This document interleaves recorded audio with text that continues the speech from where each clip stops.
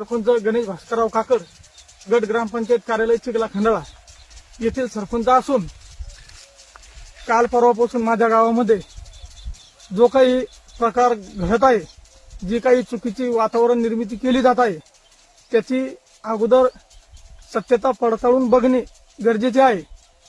त्यामागील सत्यता अशी आहे की 3 तारखेला अज्ञात इस्मांनी त्या जागेमध्ये मधोमध छत्रपती शिवाजी महाराजांचा पुतळा बसवण्याला विरोध कोणाचाच नाही, पण तो बसवला अज्ञात व्यक्तींनी। त्याची जबाबदारी स्वीकारण्यास कोणी तयार नव्हते की बा आम्ही बसवला म्हणून। परत आम्ही गावामध्ये त्याच्यानंतर 4 तारखेला आणि 5 तारखेला 2 वेळेस मीटिंग घेतली गाव पातळीवर।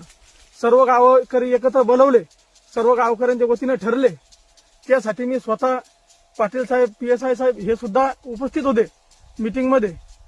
दोन्ही मीटिंगमध्ये बसल्यानंतर आम्ही असा तोडगा काढला सर्व गावकऱ्यांच्या वतीने की बा ही जी जागा आहे, ही जागा अंगणवाडीची जागा असून जिल्हा परिषदेची शाळेची जागा आहे, तिच्या शेजारी पाणी फिल्टर आहे व तिथे अंगणवाडीमध्ये लहान लहान मुलं खेळतात त्या जागेमध्ये।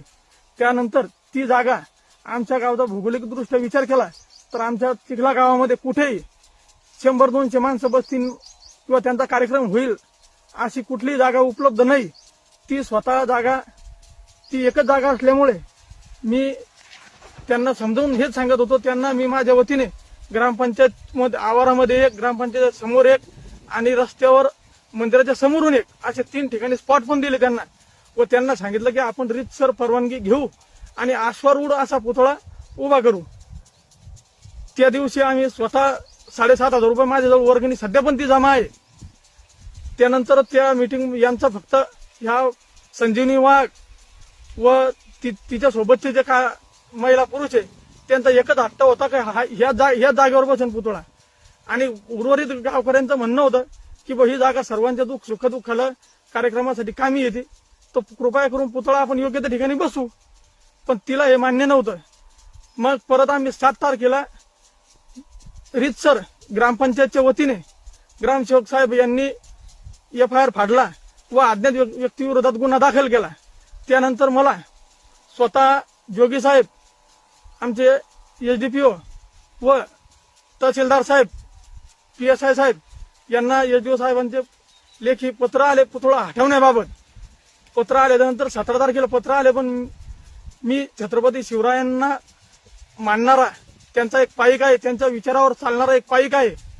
त्यांचे विचार घेऊनच मी आतापर्यंत माझ्या ग्रामपंचायतचा पूर्ण 4 वर्षाचा कारभार केलेला आहे। मग मी त्यांना जाऊन सांगितले की 20-19 तारखेला शिवजयंती असल्यामुळे ती आम्ही सर्व मिळून व्यवस्थित मोठ्या उत्साहात साजरी केली व 20 तारखेला तिथे गेलो। संजीवनी वाघ यांनी प्युअर ब्लॉक तिथे गट्टू आणले व ती अयोध्या बांधकाम करत होती, म्हणून आम्ही जाऊन सांगितलं तिला की तू इथे अयोध्या बांधकाम करू नको, ही ग्रामपंचायतीची जागा आहे व ह्या जागेमध्ये काही करू नको, आपण पुतळा आश्वारूढ आणू, आपण वर्गणी जमा केलेली आहे, परत गावामध्ये वर्गणी जमा करू व मोठा आश्वारूढ पुतळा आपण ग्रामपंचायत कार्यालयाच्या आवारामध्ये किंवा 3 ठिकाणी स्पॉट जे दाखवले तिथला कुठलाही एक निवड त्या ठिकाणी आपण आश्वारूढ पुतळा मांडू असे मी तिला सांगितलं। त्या ठिकाणी स्वतः तहसीलदार साहेब व PSI साहेब सुद्धा पण हजर होते 20 तारखेला। त्या दिवशी आम्ही तिथं गेलो, तिला सांगितलं अयोध्या बांधकाम अडवलं आम्ही तिचं पोलिसांच्या मदतीने।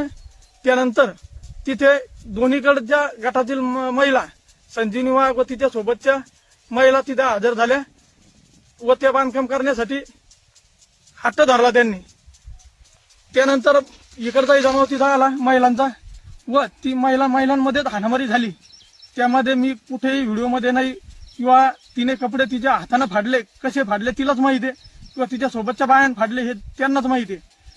महिलांमध्ये जी हाणामारी झाली ती 100% निंदनीय आहे। त्या कृत्याचा मी जाहीर निषेध करतो। व त्यानंतर संध्याकाळी 7 वाजता मी घरी होतो।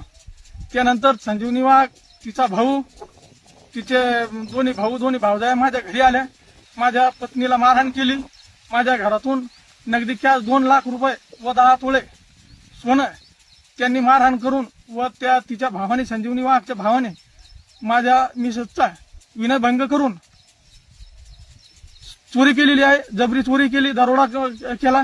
त्यानंतर माझ्या गावातील वातावरण हे कसं दूषित करता येईल याचा पुरेपूर हा पूर्वनियोजित कट होता.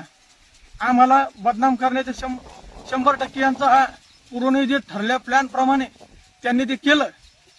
व जे काही तिथे राजकीय पुढारी आले, जे कोणी नेते आले असतील, त्यांनी कृपया करून त्या मागची पूर्ण सत्यता अगोदर जाणून घ्या व सत्यता जाणून घेतल्यानंतर त्यामध्ये जर मी दोषी खरोखर असेल तर मला तुम्ही जी शिक्षा द्याल ती मी शिक्षा भोगण्यास तयार आहे. त्यामागची खरी सत्यता ही अशी आहे. पण ती वातावरण निर्मिती वेगळी केली, समाजाला बदनाम केलं, गावातील लोकांना बदनाम केलं. माझी जर मागचा इतिहास बघायचा असेल तर मी 2022ला सरपंच झाल्यानंतर 2023ला मी 19 फेब्रुवारी 2023 रोजी महाशिवरात्री आणि शिवजयंती हा हजारो वर्षानंतरचा योगायोग एकाच दिवशी आला आणि तो योगायोग चांगला शिवजयंती साजरी करायची कशी, तर आम्ही ठरवलं की बस छत्रपती शिवाजी महाराजांनी महादेवाच्या पिंडीवर रक्ताभिषेक करून हिंदवी स्वराज्याची स्थापनेची शपथ घेतली. तर आम्ही ठरवलं की आपल्याला महाशिवरात्रीच्या दिवशी रक्तदान करून शिवजयंती साजरी करायची ठरलं आमच्यावला. आणि त्या दिवशी आम्ही गावातील सर्व तरुणांनी पुढाकार घेऊन आमच्या गावातील 43 जणांनी रक्तदान केले. त्यामध्ये 38 जण हे वंजारी समाजाचे होते रक्तदान करणारे. आमच्या गावामध्ये आतापर्यंत कुठलाही प्रकारचा जातीयवाद आतापर्यंत चालू नव्हता, राहणार नाही, इथून पुढेही राहणार नाही.